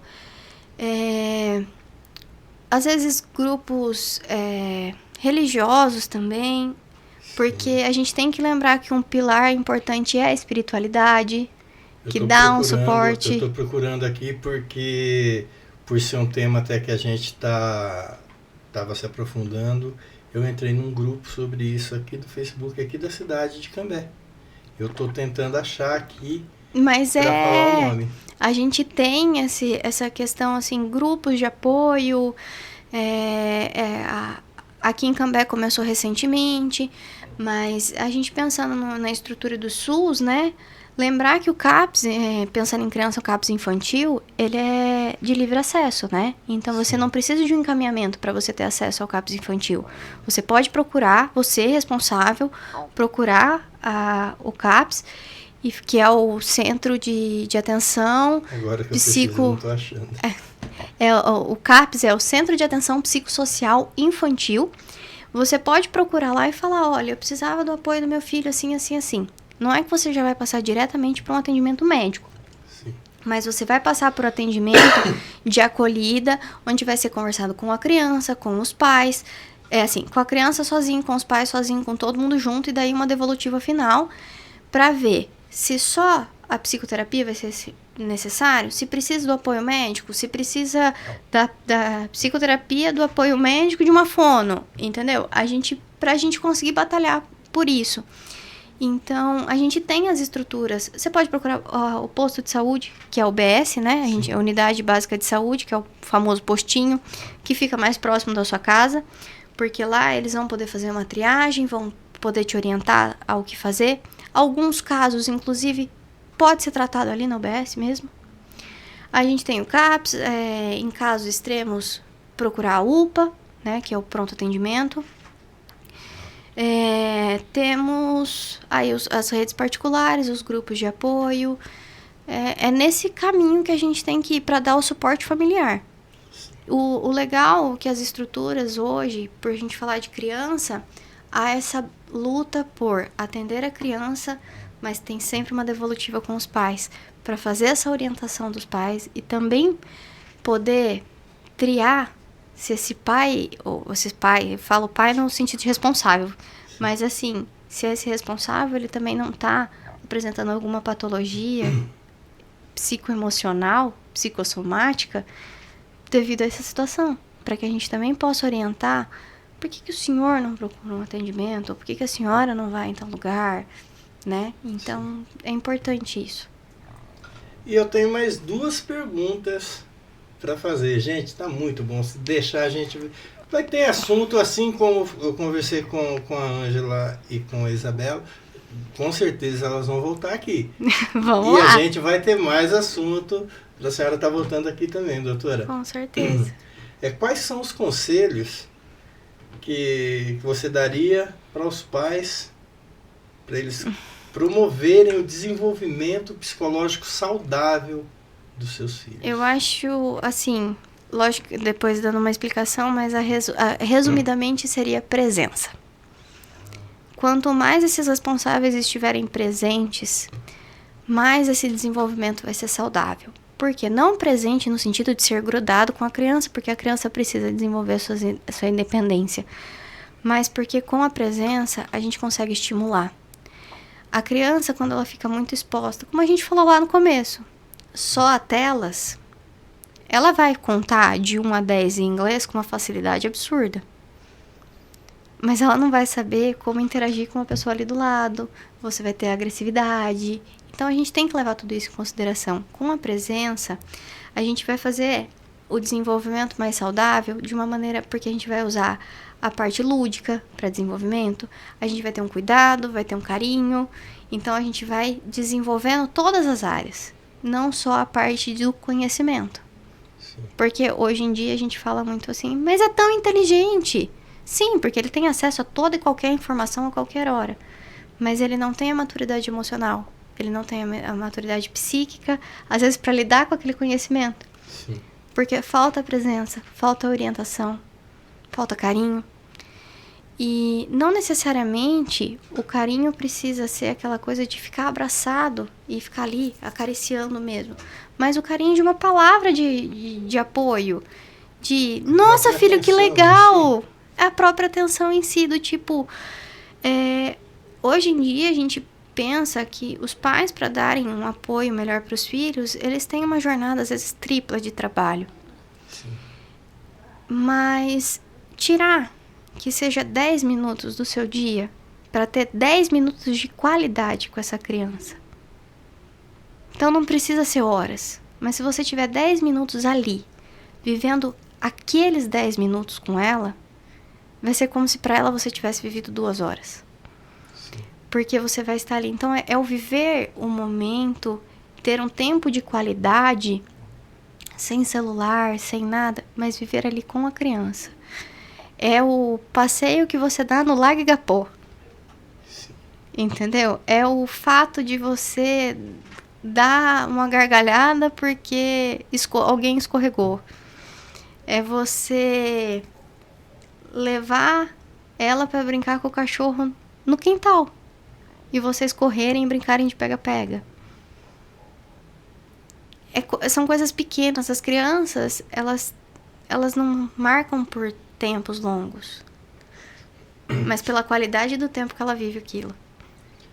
Me veio na recordação uma propaganda que passava na TV antigamente, do pai que não tinha dinheiro para comprar o avião que o filho tanto queria. E o filho, depois de grande, dando depoimento. Que sempre queria um aviãozinho e tal, mas meu pai nunca teve dinheiro. Mas o pai dele sentou, fez um avião e falou, mas o avião que meu pai me fez com as suas mãos não teve preço. Exatamente. E assim, além de fazer, a criança ficava junto vendo o pai fazer. Então teve essa vivência de estar ali, de viver aquele momento. Isso são coisas importantes. Eu tenho recordações da minha infância, assim, que por exemplo, de brincar com a minha avó e com o meu avô. E a minha avó tava operada e ela tava na cama e eu ficava brincando na cama ali com eles. Sim. Ou de quando ela tinha um dia que a gente falava que era de vó e neta, que a gente saía para passear só nós duas e parávamos para tomar um café. Ou vezes que eu tava com a minha mãe e simplesmente a gente sentava e ficava olhando as nuvens. Eu tenho um passeio com o meu pai no Igapó, em Londrina, que nunca me saiu da memória. Sim. E assim, o que aconteceu demais naquele dia? Nada. A gente estava brincando, caminhando ali no Lago Igapó.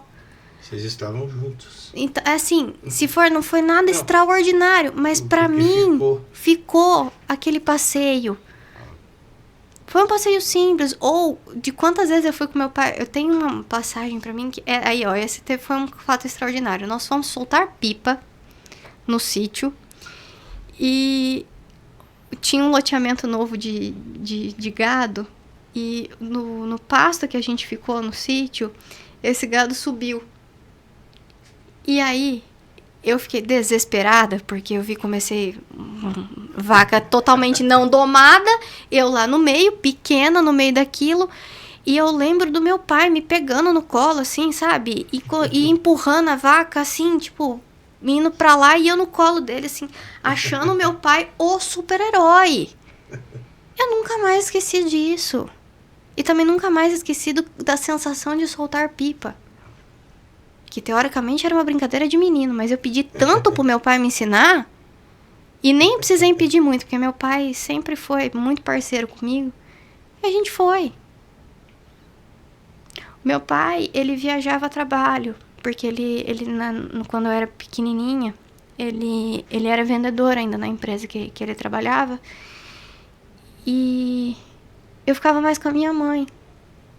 Então eu lembro uma vez que eu tava brincando com a minha mãe, e eu me mexi na cama, não sei o que eu fiz, e eu caí. Eu lembro de estar deitada com ela na cama, e devido àquela questão de acompanhar o neurológico, né? Porque caiu, bateu a cabeça, criança e tal. Sim. Eu mesma acordar ela e falar, ó, mãe, tô bem, ó. E movimentar os braços, as pernas, balançar a cabeça pra ela ver que eu tava desenvolvendo bem e que tá tudo bem, pode dormir. Porque ela tinha que me acordar de tempos em tempos. Sim. Então eu mesmo já, me mexi na cama e acordei. Eu ia lá e falava, ó, viu, tá vendo? Porque daí, tô de boa. Tô de boa.